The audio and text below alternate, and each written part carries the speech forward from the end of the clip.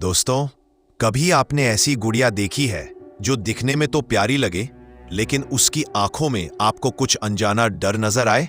आज की कहानी है लुबुबु डॉल की, एक ऐसी गुड़िया की जिसने एक लड़की की जिंदगी को हमेशा के लिए बदल दिया। लेकिन कहानी शुरू करने से पहले, अगर आप भी ऐसी रहस्यमयी और डरावनी कहानियां सुनना पसंद करते हैं, तो चैनल को सब्सक्राइब कर दीजिए, क्योंकि अगली कहानी शायद और भी ज्यादा डरावनी हो।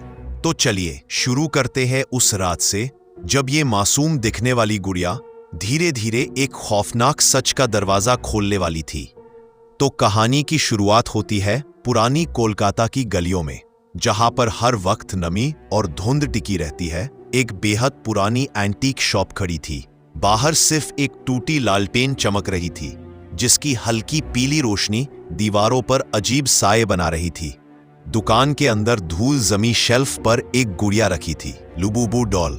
उसकी बड़ी बड़ी कांच जैसी आंखें, नुकीले दांत और एक ऐसी मुस्कान जो मासूमियत और दहशत दोनों का अजीब मेल लग रही थी। तो कहानी की शुरुआत होती है सिया से, एक ग्रेजुएशन स्टूडेंट जिसे रेयर टॉयज और कलेक्टिबल्स का बहुत शौक था। उसके साथ उसकी दोस्त माही भी थी।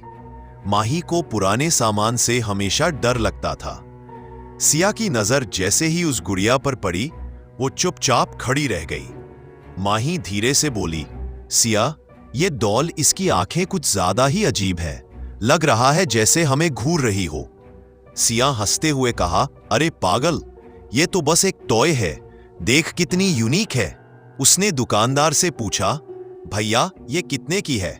दुकानदार की आवाज गहरी थी। उसने कहा, 400 रुपए, लेकिन संभाल कर रखना, हर किसी के बस की चीज नहीं है। सिया, इतनी महंगी क्यों?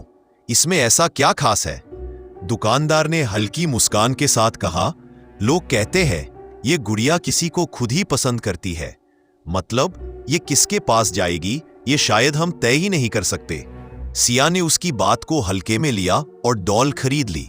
रात को उसने लुबुबु डॉल को अपनी स्टडी टेबल पर रख दिया।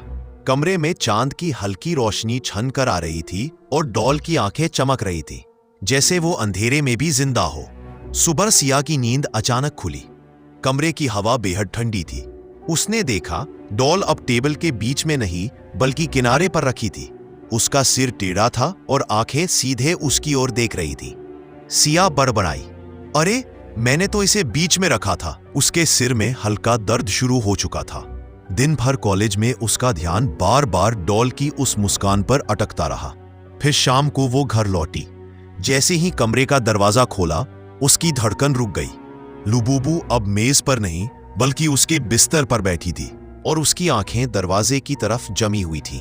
सिया ने कांपते हाथों से डॉल उठाई और वापस टेबल पर रख दी।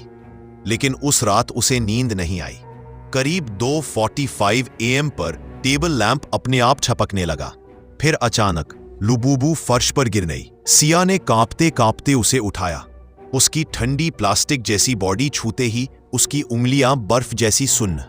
रात को उसने लुबुबु डॉल को अपनी स्टडी टेबल पर रख दिया। कमरे में चांद की हल्की रोशनी छनकर आ रही थी और डॉल की आंखें चमक रही थीं, जैसे वो अंधेरे में भी जिंदा हो। सुबह सिया की नींद अचानक खुली। कमरे की हवा बेहद ठंडी थी। उसने देखा डॉल अब टेबल के बीच में नहीं, बल्कि किनारे पर रखी थी। उसका सिर टेढ़ा था और आंखें सीधे उसकी ओर देख रही थी। सिया बड़बड़ाई, अरे मैंने तो इसे बीच में रखा था। उसके सिर में हल्का दर्द शुरू हो चुका था। दिन भर कॉलेज में उसका ध्यान बार बार डॉल की उस मुस्कान पर अटकता रहा। फिर शाम को वो घर लौटी। जैसे ही कमरे का दरवाजा खोला, उसकी धड़कन रुक गई। लुबुबु अब मेज पर नहीं, बल्कि उसके बिस्तर पर बैठी थी और उसकी आंखें दरवाजे की तरफ जमी हुई थी। सिया ने कांपते हाथों से डॉल उठाई और वापस टेबल पर रख दी। लेकिन उस रात उसे नींद नहीं आई। रात के करीब 2 बजे टेबल लैंप अपने आप झपकने लगा। फिर अचानक लुबुबु फर्श पर गिर गई। सिया ने कांपते कांपते उसे उठाया। उसकी ठंडी प्लास्टिक जैसी बॉडी छूते ही उसकी उंगलियां बर्फ जैसी सुन्न हो गई।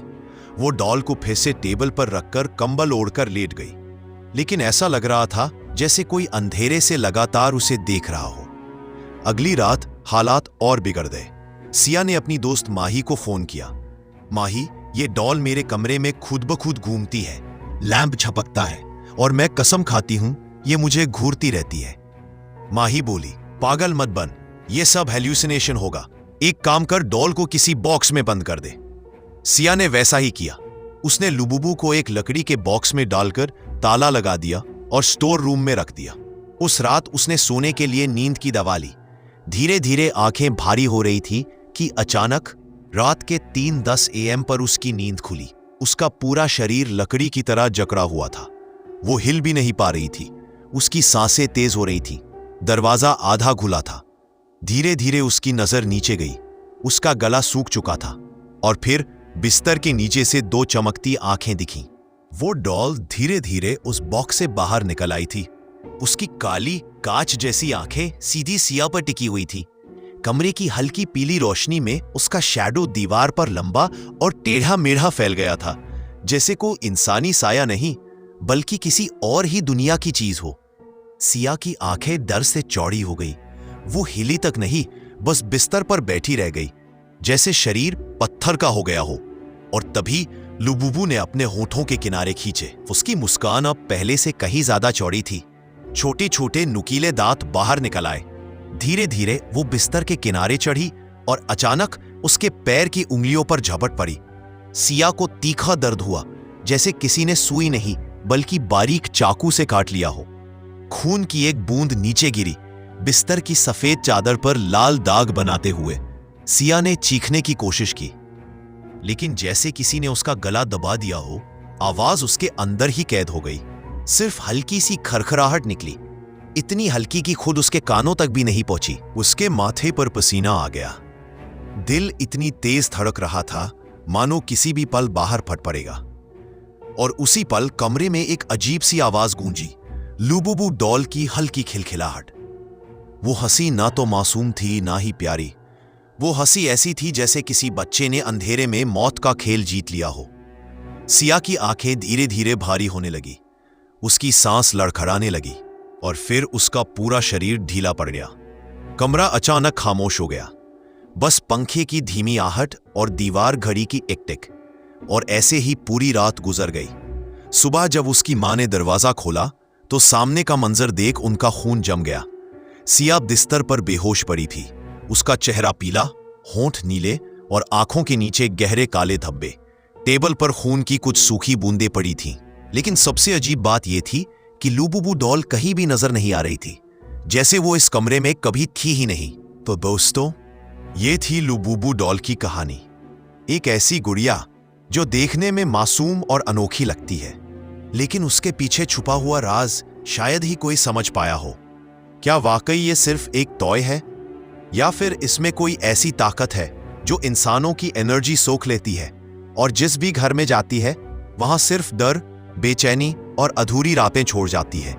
कहानी में सिया का क्या हुआ, उसका सच शायद सिर्फ वही जानती है, क्योंकि गुड़िया तो रहस्यमयी तरीके से गायब हो गई थी, लेकिन उसके कमरे से निकलती खामोशी और अजीब सी ठंडी हवा आज भी लोगों के दिलों में सवाल छोड़ जाती है। कुछ कहते हैं कि उस गुड़िया की हल्की हंसी अब भी रातों में सुनाई देती है, तो कुछ का मानना है कि वो गुड़िया किसी और को चुनने के लिए आगे बढ़ चुकी है। तो अगर आप कभी किसी पुरानी दुकान में जाए और आपको भी शेल्फ पर एक चमकती आंखों वाली डॉल दिखे, तो याद रखिए, हर खिलौना खेलने के लिए नहीं होता, क्योंकि हो सकता है वो आपको चुन ले। और अगर उसने आपको चुन लिया तो शायद ये कहानी फिर से दोहराई जाएगी, बस किरदार बदल जाएंगे।